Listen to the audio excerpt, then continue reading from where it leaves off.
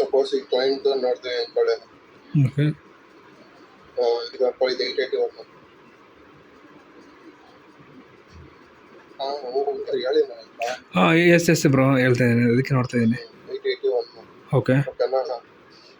So ಇದು ಕೇಳೋದು G13.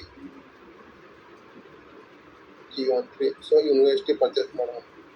So treatment ಕೂಡ ಅದೇ ಇರುತ್ತೆ ನೋಡಿ. ಇದು ಯೂನಿವರ್ಸಿಟಿ ಪರ್ಚೇಸ್ ಇರುತ್ತೆ. Okay. So return form correct ಇರುತ್ತೆ. ಓಕೆನಾ. ಓಕೆ. ಸೊ ಬಿ ಬೆಚ್ಚಲ್ಲಿ ಈಗ G8 ಪ್ರೊಸೆಸ್ ಆಗಿದೆ ಅಂದ್ಕೊಂಡ್ರೆ, ಓಕೆ.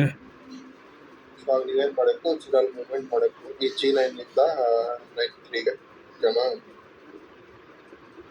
ಓಕೆ. BBH ಅಲ್ಲಿ US ಇದ್ರೆ ಹಾಂ ಅಲ್ಲ, ಈಗ ಇಲ್ಲಿ US ಇದೆ, T24 US ಇದೆ, BBH ಅಲ್ಲೂ US ಇದೆ, ಯಾಕೆ ಮಾಡ್ಬೇಕು ಬ್ರೋ ನಾವು? ಅದು ಎಕ್ಸಾಂಪಲ್ ತೋರಿಸಿದ್ ನಾನು ಸರ್. T24 GB ಇದೆ ಅಂದ್ಕೊಳ್ಳಿ. ಓಕೆ. ಬಿ ಬೆಚ್ಚಲ್ಲಿ US ಇದೆ. ಆಲ್ಮೋಸ್ಟ್ ನಾವು T24 ಇರೋದಕ್ಕೆ ನಾವು ಮ್ಯಾಚ್ ಮಾಡಬೇಕು.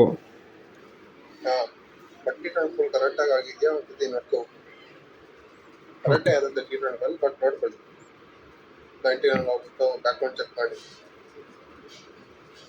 ಕ್ಲೈಂಟ್ ಇನಿಷಿಯಲ್ ಹೆಂಗೆ ಪರ್ಚೇಸ್ ಮಾಡಿದೆ, ಆ ಕರೆನ್ಸಿ ಪರ್ಚೇಸ್ ಮಾಡಿದೆ ಅಂತೆಲ್ಲ. ಈಗ ಪರ್ಚೇಸ್ ಸೆಲ್ಲು ಎರಡು ಒಂದೇ ಥರ, ಅದಕ್ಕೇನೋ ಎಕ್ಸೆಪ್ಷನ್ ಇದೆ ಬ್ರೋ? ಪರ್ಚೇಸ್ಗೆ ಒಂಥರ ಇದೆ, ಸೆಲ್ಗೊಂಥರ ಇಲ್ಲಲ್ಲ? ಎಲ್ಲ ಅಂದರೆ ಅದು ಆಲ್ಮೋಸ್ಟ್ ಎಲ್ಲ ಆಗಿರುತ್ತೆ, ಅದೇನು ಪ್ರಾಬ್ಲಮ್ ಇಲ್ಲ. ಆಲ್ಮೋಸ್ಟ್ ಪರ್ಚೇಸ್ ಮಾಡಿದ್ದಾರೇ ಈ ಸಿಡಲ್ ಇಂಪ್ಯಾಕ್ಟ್ ಆಗೋ ಚಾನ್ಸ್ ಇರೋದು. ಓಕೆನಾ. ಓಕೆ. ಪರ್ಚೇಸ್ ನೋಡ್ಕೊಳ್ಳಿ, ಪರ್ಚೇಸ್ ಮಾಡೋರು USD. ಸಪೋಸ್ ಈ ಕ್ಲೈಂಟು ಈ GB ಕರೆನ್ಸಿ ಪರ್ಚೇಸ್ ಮಾಡೋರು, ಬಟ್ ಬಿ ಬೆಚ್ಚಲ್ಲಿ ಏನಾಗಿದೆ USD GB ಸಿಡಲ್ ಬಂದು USD ಸಿಡಲ್ ಆಗಿದೆ. ಓಕೆ. ಅದು ನೀವೇನು ಮಾಡ್ತೀರಾ? ಇನ್ನೊಂದು ಸಲ ಕೇಳಿ ಕ್ವಶನ್ನ. ಕ್ಲೈಂಟ್ T24 GB ಕರೆನ್ಸಿಗೆ ಪರ್ಚೇಸ್ ಮಾಡೋದು trade. Okay. GB currency purchase ಮಾಡೋಣ. ಬಿ ಬೆಚ್ಚಲ್ಲಿ ಏನಾಗಿದೆ, ಇನ್ಸ್ಟೆಡ್ ಆಫ್ GB USD ಸಿಡಲ್ ಪಿಕ್ ಆಗಿದೆ, ಸಪೋಸ್ ಆಗೋಗಿದೆ, ಸೆಟ್ ಆಗೋಗಿದೆ. ಸೊ ಆಗ ನೀವೇನು ಮಾಡ್ತೀರಾ? ಇನ್ಸ್ಟೆಡ್ ಆಫ್ GBPಲಿ US ಸೆಟ್ಲ್ ಆಗಿದೆ. ಹಾಂ ಓಕೆ. ಪರ್ಚೇಸ್ ಮಾಡಬೇಕಾದ್ರೆ US ಸೆಟ್ಲ್ ಆಗಿದೆ. ಹಾಂ, ಆಗೇನು ಮಾಡ್ತೀರಾ? ಅವಾಗ ನಾವು ಇದಕ್ಕೆ GBP ಮೂವ್ ಮಾಡಬೇಕು, ಇಲ್ಲಾಂದರೆ ಮ್ಯಾಚ್ ಆಗಲ್ವಲ್ಲ. ಇಲ್ಲಾಂದ್ರೆ ಮ್ಯಾಚ್ ನಾವು BBH ಅಲ್ಲಿ ಇನ್ಸ್ಟ್ರಕ್ಷನ್ ಹಾಕೋರು ಕೂಡ BBH ಮೂವ್ ಮಾಡ್ಕೊಳ್ತಾನೆ. ಮಾಡ್ಕೊಳಲ್ಲ. ಅದು CTM ಅಲ್ಲಿ ಏನಾಗುತ್ತೆ ಅಂದರೆ ರ್ಯಾಂಡಮ್ ಅವ್ರು ಕೊಟ್ಟಬಿಟ್ಟು ಯಾಕೆ ಕೊಟ್ಬಿಡ್ತಾರೋ ಅದು ಹಂಗೆ ಸಿಡಲ್ ಪಿಕ್ ಆಗೋಗುತ್ತೆ, ರ್ಯಾಂಡಮ್ ಯಾವುದೋ ಒಂದು ಸಿಡಲ್. ಓಕೆ. ಓಕೆನಾ.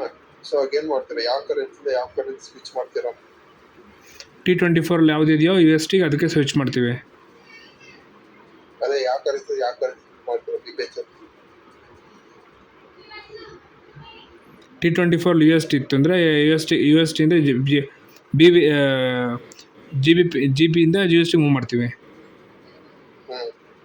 ಸಪೋಸ್ T24 GB ಇದ್ರೆ T24 GBP ಇದ್ದು BBH ಅಲ್ಲಿ US ಇದ್ದರೆ USನ GBP ಮೂವ್ ಮಾಡ್ತೀವಿ. ಕರೆಕ್ಟ್. ಇಲ್ಲಿ ಅವರು ಅರ್ಥ ಆಯ್ತಾ, ಲಾಜಿಕ್ ಅರ್ಥ ಆಯ್ತಾ? ಹಾಂ, ಲಾಜಿಕ್ ಅರ್ಥ ಆಯಿತು ನನಗೆ. ಒಂದು ನಿಮಿಷ, ಇದೊಂದು ನಾರ್ಮಲ್ ಐಎಸ್ಎ ಕೊಡ್ತೀರಾ. ಓಕೆ. ಸೆಲ್ಯುಲರ್ ಔಟ್ ಆನ್ ಮಾಡಬೇಕು. ಈಗ ಹೋಲ್ಡಿಂಗ್ಸು ನಮಗೆ US ಅಲ್ಲಿ ಇದೆ, ಬಟ್ ಇರಬೇಕಾದ್ರೆ GB ಇದೆ. ಓಕೆನಾ. ಒಂದು ನಿಮಿಷ ಬ್ರೋ. ಈಗ GB ಹೋಲ್ಡಿಂಗ್ಸ್ ಇರೋದು US ಅಲ್ಲಿ, ಬಟ್ T24 ಅಲ್ಲೂ GB ಹಾಂ. ಒಂದು ನಿಮಿಷ ಹಂಗೆ. ಹಾಗೇನು ಮಾಡ್ತೀರಾ? T24 ಹೋಲ್ಡಿಂಗ್ಸ್ GBPಲಿ, ಬಟ್ ಅವರು T24 GBPಲಿ, ಬಟ್ BBH ಹೋಲ್ಡಿಂಗ್ಸ್ USD USನಿಂದ GB ಮೂವ್ ಮಾಡ್ತೀವಿ. ಸೊ ಅದರಲ್ಲಿ ಫ್ರಮ್ ಯಾವುದು ಟು ಯಾವುದು ಸಿಡ? ಒಂದು ನಿಮಿಷ ಬ್ರೋ.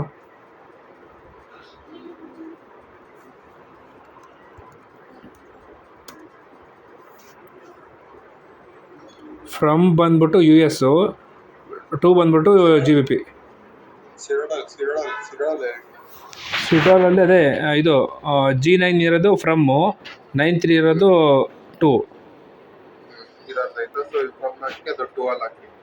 ಒಂದು ನಿಮಿಷ ಇದ್ರಲ್ಲಿ ಡೆಲಿವರಿ ಔಟ್ ಬಂದ್ಬಿಟ್ಟು ಫ್ರಮ್ಮು.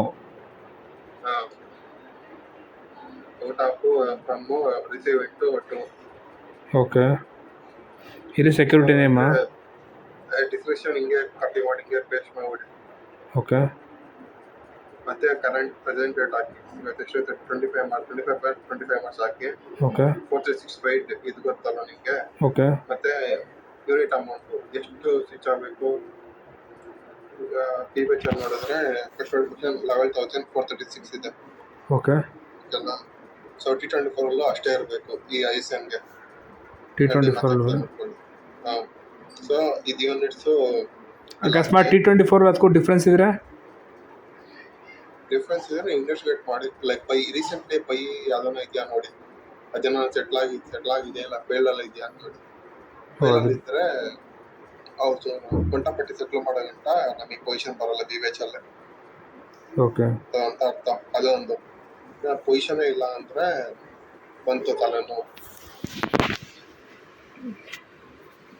ಫುಲ್ ಇನ್ವೆಸ್ಟಿಗೇಟ್ ಮಾಡಬೇಕು, ಅದು ಅಷ್ಟೇ ಮಾಡ್ತಾರೆ.